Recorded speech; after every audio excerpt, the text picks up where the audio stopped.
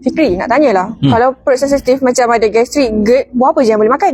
Dia pertama sekali Arina, dia macam ni. Pilih buah yang rendah asid. Sebab buah yang kurang masam ni, dia tak merangsang asid perut. Contoh dia macam tembikai, avokado. Yang kedua pula, boleh pilih buah yang tinggi serat larut air. Sebab apa? Sebab serat ni dia bantu serap lebihan asid dan bantu melancarkan padaman. Contoh dia macam buah pisang, pear. Itu antara contoh buah yang terbaik. Dulu, banyak lagi kena share ni. Yang ketiga pula, pilih buah yang tekstur dia lembut. Supaya apa? Sebab buah yang lembut ni dia tak memberi kesan kepada dinding perut.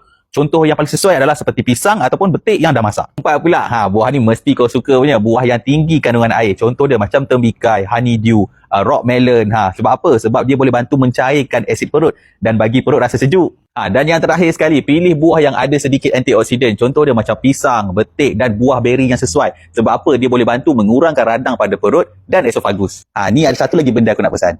Buah ni bukan tak boleh makan. Boleh, tapi kena bijak memilih lah. Try dulu sikit, tengok macam mana. Ada kesan ke tidak pada perut tu? Kalau ada rasa pedih ulu hati, susah tidur malam sebabkan gastrik atau GERD, jangan tunggu lama. Dapatkan Swiss Gel ni. Lagipun Ramadan dah dekat dah ni. Stok cepat habis, limited ni. Cepat dapatkan. Sapu-sapu je, lega.